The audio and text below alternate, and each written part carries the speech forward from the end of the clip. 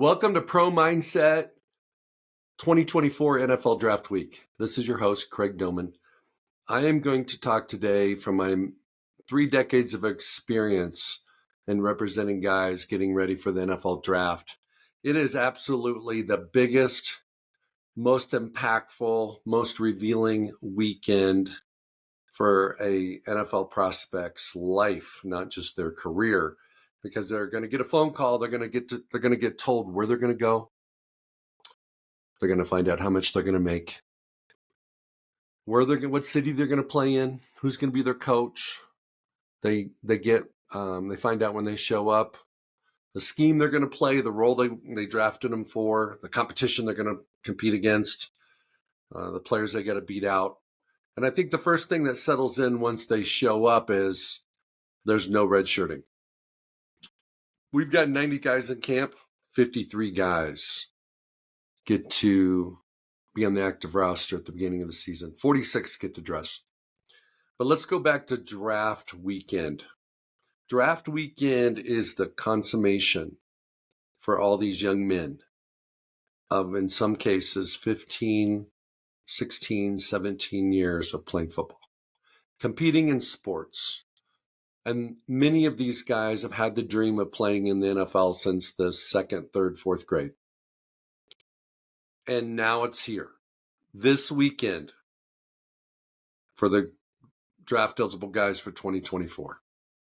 So what I'm going to talk about today is a handful of things that perhaps the media doesn't talk about. What does the media talk about? They talk about potential trades in the first round. They talk about who are the teams that got to get a quarterback and who are the likely candidates to be drafted as quarterbacks in the first round.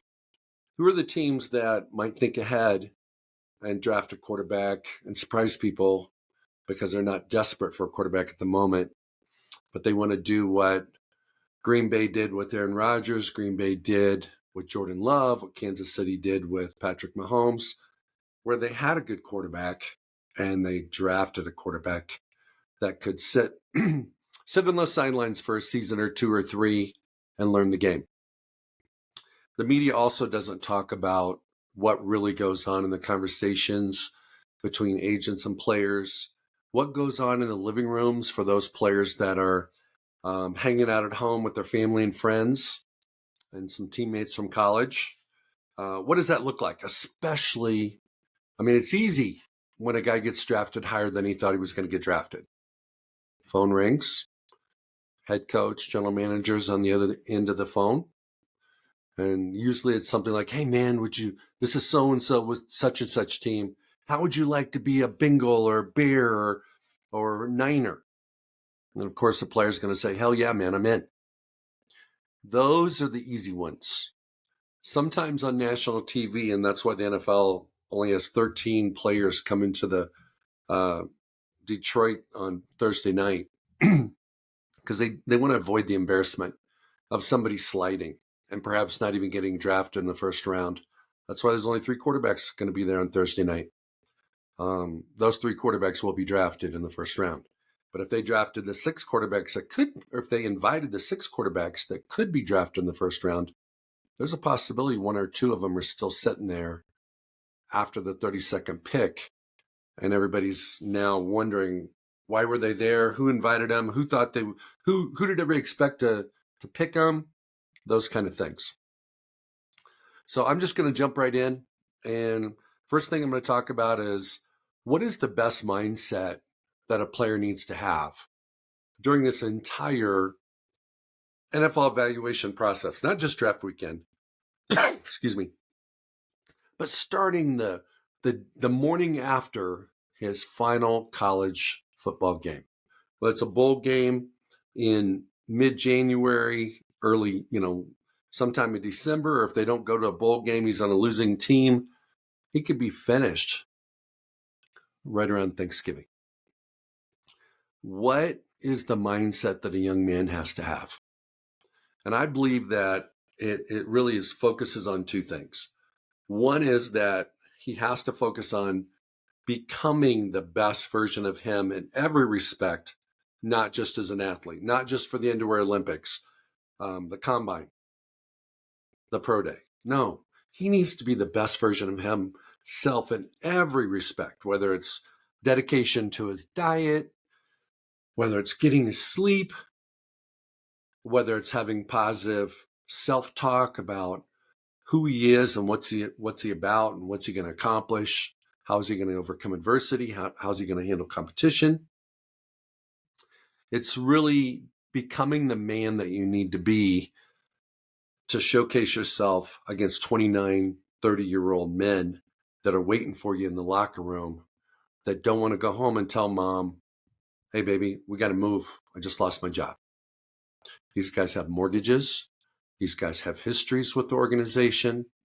These guys have veteran insight about what it takes to be an NFL player that the rookies don't have. And so you've got to become the best version of you. And yes, there's no doubt you want to run a fast 40. You want to do all those types of things. Jump high, jump far, be quick, be strong. But you're seeing it creep in. It used to be when somebody decided not to run at the combine, just pass on the 40. And they didn't have a ACL injury or a recent hamstring pull or something like that. They just decided to do it strategically because they thought they could be more successful and run faster at their pro day. Now you're starting to see people come to the combine and not getting looked at by the medical people, not doing a lot of interviews, not doing any of the workout.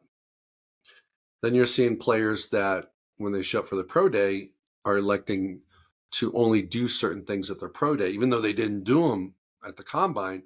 They're not doing them at all. So compare and contrast the NFL, which holds their draft, 4.5 months after most players and prospects finish their last college football game. Compare that to the WNBA.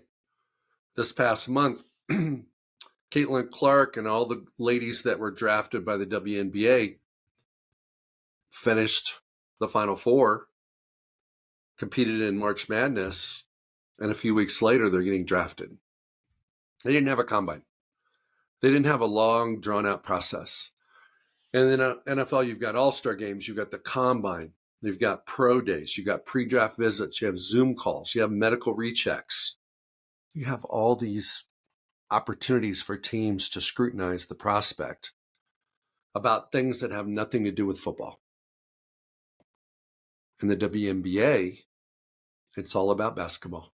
I'm sure there's interviews. I'm sure there's some scrutiny in some respects, but it's not as intensive. It's not as intrusive, and it's all relevant because the WNBA is looking at what can this athlete do on the court, where in football, they're looking at a lot more things. And I think that's why sometimes the NFL gets it wrong. Overanalysis, paralysis. They scrutinize the players sometimes too much so that they talk themselves out of taking the player that they should take. That's why every year, it's Puka in 2023. Set all the rookie records as a receiver for the Rams. I think he got drafted in the 5th round. Everybody's, saying in the redraft, if they did a 2023 redraft, he'd be a top 10 pick. How does that happen? What did they miss? Was he just not that good in college at BYU? How did that happen? And it happens all the time in the NFL. And it's because they put such an emphasis on prototypes, projections, ceilings. If I haven't seen the word 100 times, the word ceiling 100 times, and just kind of watching what draft prognosticators and front office people are saying about prospects, I haven't seen it once. I can tell you from a pro mindset perspective, it's great if a guy's ceiling is high, but I want to know what his base is. I want to know what he's doing now. Yes, maybe with more coaching, more emphasis on ball, not having to go to school, being 100% into his job, being a professional athlete. Of course, there's a possibility and an expectation that the players should improve. but I think it's unreasonable to put a lot of value into a player having a higher ceiling. Just look at the quarterbacks. You got some guys that are 21. You got some guys that are 24. Take Michael Penix. Goes to the national championship game. Had a couple really good receivers. Had a fantastic offense. But because he's 24, he's done. He's not going to get better. He's had a couple ACL injuries. Oh my God. He'll probably never be able to walk. The reality of it is he might be the best quarterback in the entire draft. Time will tell. I'm not going to say who. I don't know who's. I have no idea. I just wouldn't bet against him.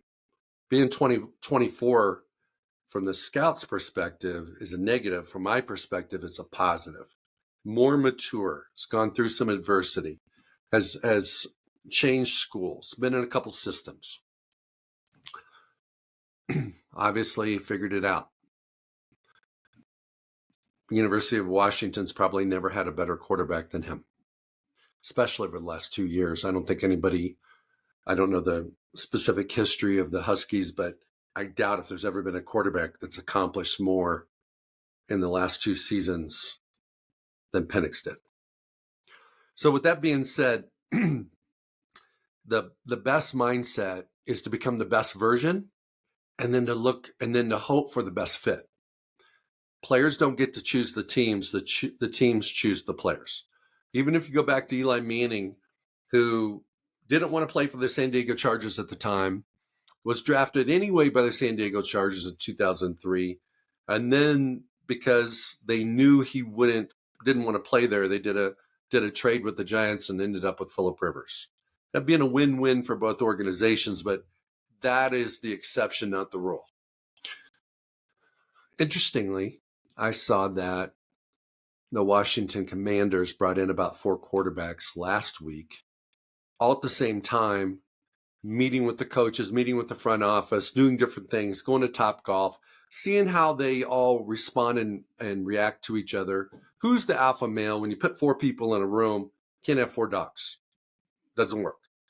Somebody rose to the top. Somebody kind of played small. Those are observations that the Washington Commanders got to observe.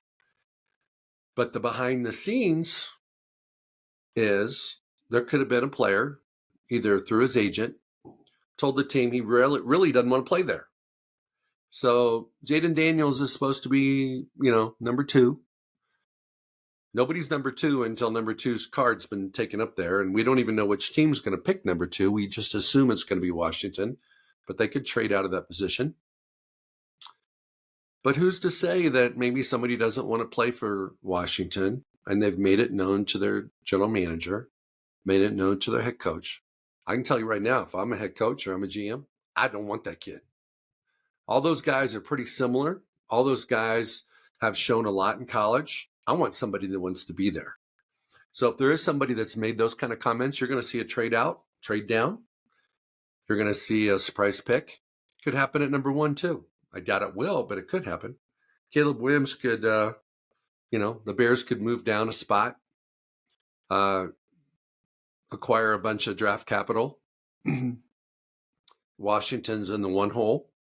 Washington picks Caleb Williams. Caleb Williams is from, I believe, DeMatha, which is that high school is a suburb of Washington, D.C. He's going back home. And the Bears get to pick somebody that wants to be in Chicago. So those are some of the things that happen behind the scenes that as fans and even the media has no idea unless somebody leaks it. And it doesn't get leaked, if it does get leaked, until after the draft when a team's made a move that nobody expected them to make. The other thing I would recommend for a player related to his mindset for this draft evaluation process is all you can do is be the best you can be. And when you read that your hands are too small, you only have an average arm, I'm talking about quarterbacks now, but it's all positions. Doesn't matter who you are, what position you play. All you can do is be you. There's somebody out there. There's a team out there. And when you get those comments and the media criticism and commentary about, oh my God, this guy's his arms aren't long enough or whatever it may be. as a player, you just have to hope you don't go to those teams. If they put such a premium on long arms and you don't have long arms, I hope you don't get picked by the team, because it's just a recipe for failure. If you get picked by a team that doesn't really give a damn about the measurables and they care more about you as a football player, that's where you want to go. So at the end of the day, you're looking for the best fit. As an athlete, you're looking for the best fit. You're looking for positional fit. You're looking for scheme fit, organizational fit, and probably most importantly, you want to go somewhere where an organization has a vision for you and their program into the future. And what I mean by that is if things don't go great, let's say you have a minor injury in training camp as a rook, they don't care. They do care. They don't want you getting hurt. But if you do get hurt, they're going to be patient with you because they have a vision for you into their future. And that's where you want to go. I'm going to shift gears. What is the best mindset for a player? Let me restate that. Let's get into the nitty gritty. What is the real experience and thinking of an NFL prospect during draft weekend? Tomorrow night, this is releasing on Wednesday of draft weekend. The first round for 2024 is on Thursday night in Detroit. They're going to call 32 guys' names. Well, what I can tell you is that there's conversations that take place between players and agents that people aren't privy to. Certainly, there's conversations between the players that are at home and their parents, their mom, their dad, their friends, their girlfriend, that none of us have. We don't have access to that. But I've been there. I've been there as a dad. I've been there as an agent. And I can tell you that from an agent perspective, agents tell players best case scenarios. Tell them to be prepared for worst case scenarios. But nobody wants to be the Debbie Downer. Nobody wants to be the Karen that says, hey man, you may not go the first day. No, you're telling the young man, hey, hold on to your dream. Be ready. Answer your phone. Make sure your phone is 100% charged and juiced up. And think positive thoughts, because tonight could be your night. Especially if you get invited, if you're in the green room and you get invited to the draft and you're backstage. The way they do it now, typically no one's not going to get drafted that's there. Of the 13 players that have agreed to go, it looks like most likely every one of those guys will be gone by the early 20s. We're not going to be going into the 32nd pick, assuming Kansas City doesn't move up or move down. And Kansas City's looking at, there's one guy there, but we don't want him. And they're not worried about who's in the back room anyway. They're going to pick who they want to pick. And the NFL's trying to avoid that. So I don't see that happening. And then, from a player perspective, the way players respond in situations like that is, I got you, man. I got you. I'm good, man. I believe. It's my destiny tonight. Okay. And then for the players that are at home, this is very interesting. It's like they want to have a party, but they don't really want to have a party, but they really do want to have a party. And then when the party gets started, when the party planning starts, it always gets big. It always gets a lot bigger. Oh, let's have some close friends, close family members. No, next thing you know, it's the whole neighborhood. Okay. And everybody shows up. And then the players excited that there's a support system, just having all those people that, his Pop Warner coach, his middle school coach, his high school coach is showing up. He's got people that maybe he hasn't stayed in touch with in a minute.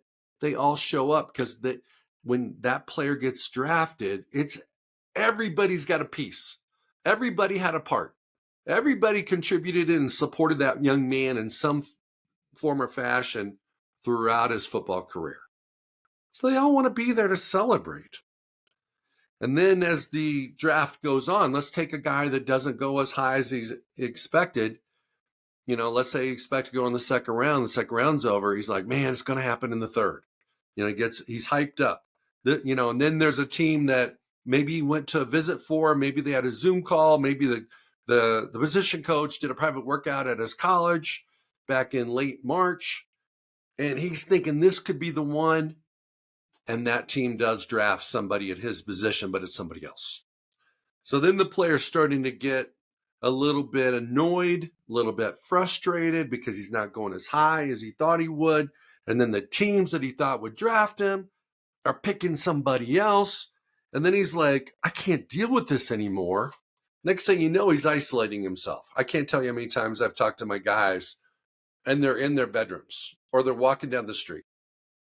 There's a party going on and they're not at the party because they can't handle the pick by pick drama of not getting picked when they could get picked at any moment.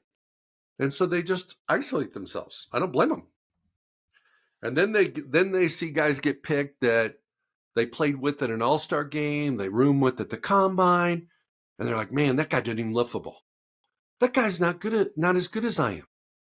So then you start getting this emotional baggage of, damn, this was supposed to be fun. This was supposed to be the biggest night of my life. This was supposed to be a celebration. This was supposed to be exciting. And now it's like, why do we have this party? Why do we have all these people here? Everybody asking him, hey man, what's going on? And then he's like having conversations with his agent about, hey, what's going on? Well, any agent that's telling the truth doesn't know, because I've had guys that could be drafted in the second round and fifth round and they went in the second. I've also had guys that could go in the second round and go in the fifth. It's just the nature of the beast. The way it works is that every single draft is its own animal. And if you repeated the draft multiple times, a player would probably get drafted in multiple various situations, different teams, different rounds, even though it might be projected as an early fourth. Just because a player's projected as early fourth doesn't mean he's going to go in the early fourth. Sometimes he's going to go in the late third. Sometimes he might go in the sixth round, because there was a run on other positions. There was plenty of guys in front of him that every team that was interested in him liked other guys a little bit more. So they were patient, so they didn't have to take him. And then the player gets a phone call in the sixth round from a team and he thinks this is it. And the team goes, hey man, we don't have a seventh rounder. We just used our sixth round pick. I hope you get drafted, but if you don't, we want you as a free agent. And the player's like, what the F is going on? I thought for sure I'd be drafted by now. Now I'm getting these free agent calls, these undrafted free agent calls from these teams. They must be idiots if they think I'm not going to get drafted. And it continues like that until the player gets drafted. And if he doesn't get drafted, it's like we've got like everybody in the world that wants to be picked. Nobody wants to be, when the draft first starts, nobody wants to be the first pick. I mean, I'm sorry. Did I say that? Everybody wants to be the first pick. I want to be the first pick. What I meant to say was, when the draft starts, no one desires to be the last pick, Mr. Irrelevant. But when the last pick is the only pick left, the whole world wants to be that pick. Holy smokes, you go. So the roller coaster of emotions, the change in your perspective, it's like a 180 pivot. I absolutely would hate to be the last pick. And now everybody wants to be the last pick. And then when the last pick comes, it's like, oh my God, please God, pick me. I don't care who it is. I don't care where it's at. We don't care about sunshine anymore. We don't care about winning teams anymore. We don't care about scheme fits anymore. I just want to be picked, because, oh my God, nobody wants to be left standing when the music stops and musical chairs, and that's what happens.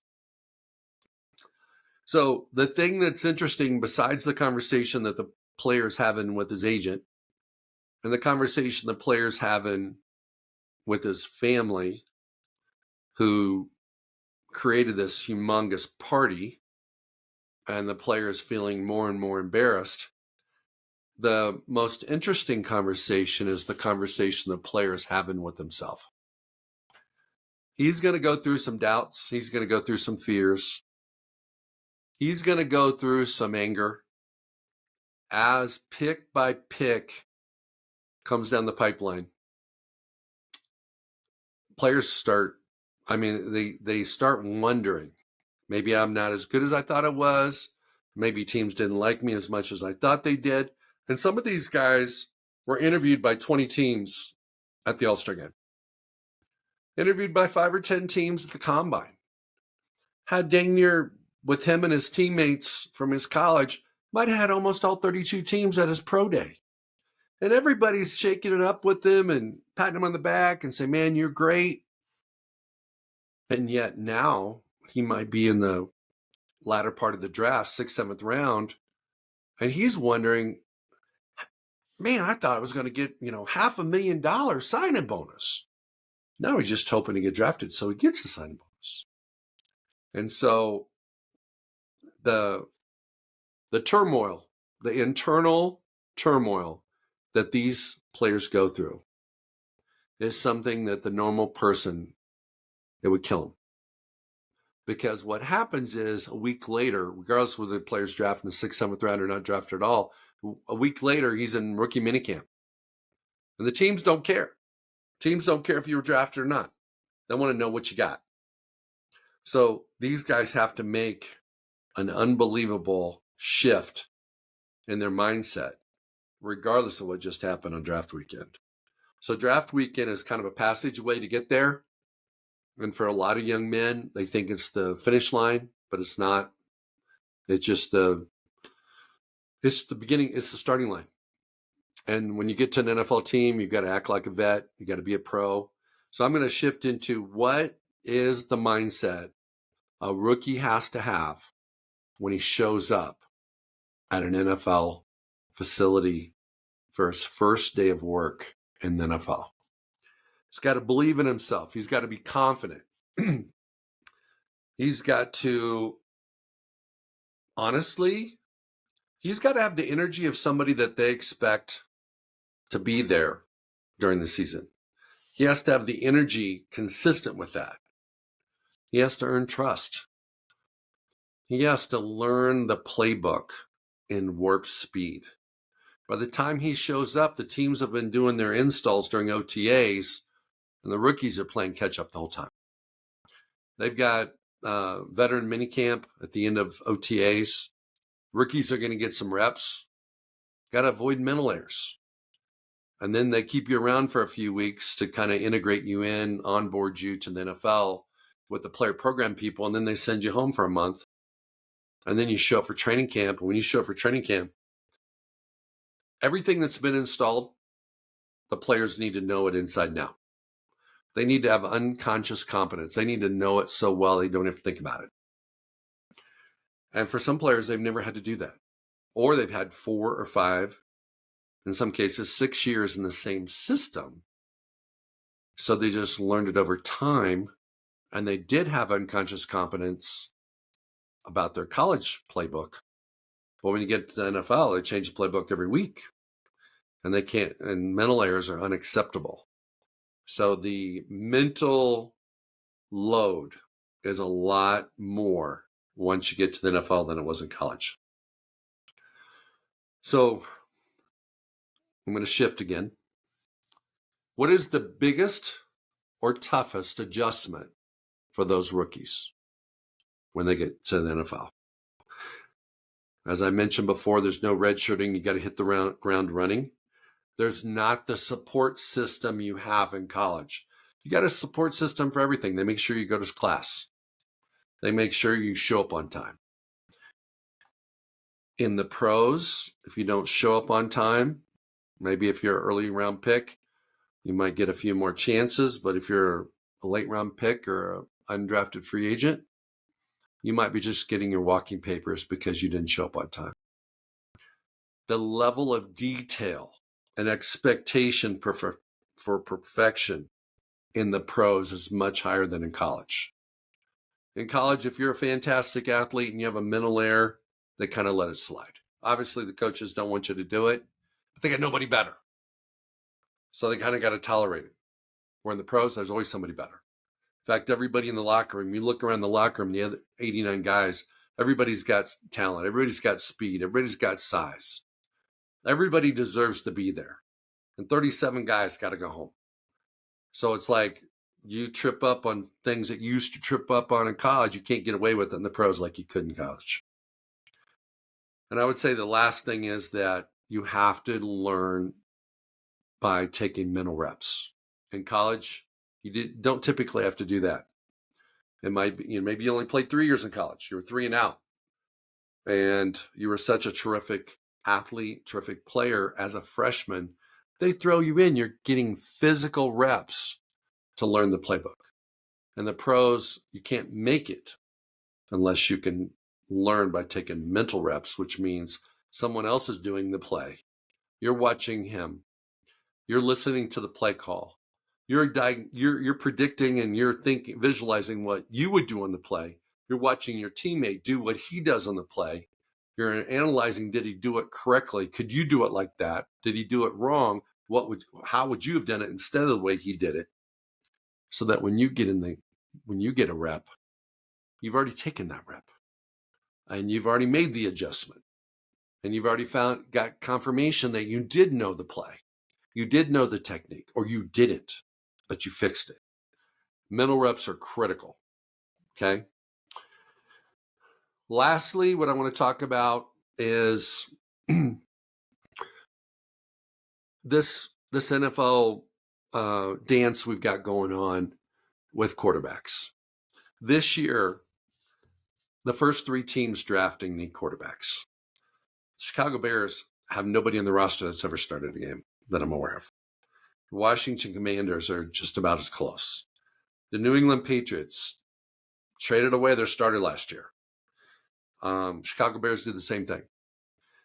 And then you've got Denver and Minnesota that are also very high on quarterbacks. Then you've got teams like Atlanta that has a quarterback, but they want to get a quarterback in the future. The New York Giants don't know if they have a quarterback because Daniel Jones has been hurt to finish the last 3 seasons. Then you got the Las Vegas Raiders. They don't know if they have a quarterback. And the Seattle Seahawks want a franchise quarterback. Geno's done a wonderful job last couple years, but they want a franchise quarterback. And with the new coach, new head coach, with Mike McDaniel coming in there, this is the time for them to draft a quarterback of the future. They also have, I believe, their offensive coordinator coached at Washington, so he's got a pretty close connection and previous experience coaching Penix. So, if he's lurking around late first, mid second, if Seattle is in position to make a move, wouldn't surprise me a bit if they took him. They have information and intelligence about that particular player that no one else can have, because they've had a coach on staff that coached him on his previous staff. But what I wanted to kind of do was, through the lens of a quarterback and through the team's perspective of whether they need a quarterback or not, and then looking at how quarterbacks that have been drafted in the first round have either turned into franchise-type quarterbacks or busts. The quarterback position is the most fascinating because everybody believes you can't win a Super Bowl without one. And that's pretty much true. Even though you can have a really good quarterback and never win the Super Bowl, and you can also have a really good defense like the Ravens have had, Tampa Bay's had, and not really had a great quarterback, and they still won the Super Bowl. So nothing against Trent Dilfer and Joe Flacco, and even going back to the 85 Bears with Jim McMahon. They weren't great quarterbacks, but they got Super Bowl rings because football is a team sport, and it's more than the quarterback. It just so happens that in the NFL game today, it's very beneficial to have a quarterback that can bail you out. 13 seconds to go, you need a field goal. He can move the chains in a couple plays to get a shot on goal, and you get to continue through the playoffs and make it to the Super Bowl. That's what everybody's looking for. But just looking at 2021, the New York Jets drafted Zach Wilson number 2. Man, 2 years later they're trading for Aaron Rodgers. And then this year, they're trying to trade Zach Wilson to get some draft capital. And I don't know how long Aaron Rodgers is going to play. But not too many years. And the Jets are going to need another quarterback.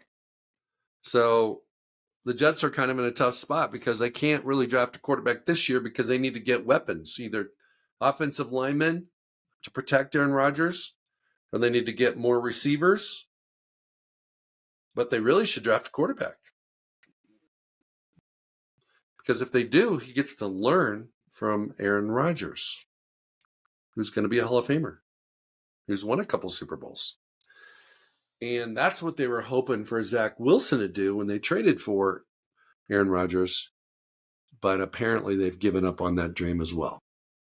But it's like Trey Lance was number 3 a couple years ago. Sam Darnold was number 3 5 years ago. Baker Mayfield was number 1. Mixed results from him, even though he got a $100 million deal from the Bucs. But it's not fully guaranteed, and it looks like it could be a 2-year deal, stopgap contract. Josh Rosen with the Cardinals was number 10 a handful of years ago. He's no longer in the NFL. Mitch Trubisky was number 2 in 2017. He's a bust. So I'm not hating on him. It's just the way it works. So you're looking at right there, top 10 quarterbacks, like 6 or 7 quarterbacks that have been busts, that teams went all in. The Niners drafted or traded so much draft capital to move up to draft Trey Lance, number 3, to replace Garoppolo. And now Brock Purdy's the guy. So I think one of the biggest things for general managers is not to overextend on their moves. Obviously, if you feel like you're going to get fired, and the only way to save your job is to draft a young quarterback that can develop. And then you can argue with, you can persuade your owner that you're getting a rookie contract quarterback for the next 4 or 5 years. 5 years with the option clause and 6 years with the franchise tag. We got an opportunity to build around this guy when he's not costing us $50+ million a year. I get all that, but I think that the success of the draft is not the quarterback. There's no doubt if you get the right one, that's wonderful. But there's 21 other guys that are playing on defense and offense. And I'm not saying you should try to do it like Tampa and Baltimore, but you don't have to trade away the farm to try to get a franchise quarterback that there's less than a 50% chance that he's actually going to pan out. That's a crazy thing. That teams right now have already accepted the idea that if they draft a quarterback in the first round, there's 50-50 shot, or maybe more, that he's not going to pan out. And they're okay with that. I'm okay with that if they're okay with that. I just wouldn't move into the top 5 to draft a quarterback because you can't be 100% sure he's the guy. But I want you to listen to the general manager comments, the head coach comments this week, especially Thursday and Friday, when they're talking about Thursday, the guy they just took. Friday they'll have press conferences for their rookie quarterback in their facility. And they're going to talk about, this is the guy. This is the guy. This is the guy that's going to take us to the promised land. This is going to be our franchise quarterback. We got the guy we wanted. Excuse me. Everybody that drafts in the first round is going to say in the press conference that they got the guy they wanted. Which is crazy. I understand why they do it. But it's a mathematical impossibility that all 32 teams could get the guy they wanted. So what happens is everybody gets to the best guy they can,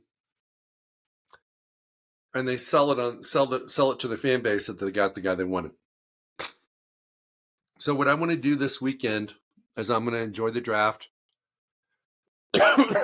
I wish everybody Every player, my clients, everybody else's clients, all the families out there that are going to go through the draft experience, nothing but the best. And I pray that all these teams that have invested all these resources and time and money doing evaluations, projections, interviews, they have pretty extensive, I mean, not pretty extensive, they got crazy extensive processes for their evaluations. I hope they get the right guys. I hope we get the guys that are scheme fits, culture fits, locker room fits, stay healthy. But the reality of it is, January or February of 2025, there's only going to be one team that's going to win the Super Bowl.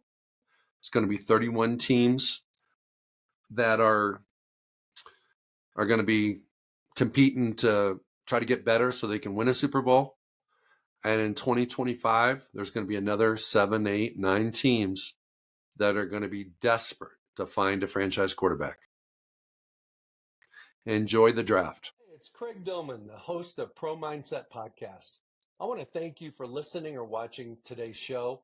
And you can catch us every week on the normal social media platforms like YouTube, Facebook, Instagram, and all the listening podcast platforms. I hope you enjoyed today's show. And more importantly, I hope you gained a pro mindset insight. Please be sure to rate and review Pro Mindset Podcast. And I look forward to catching up with you on our next show.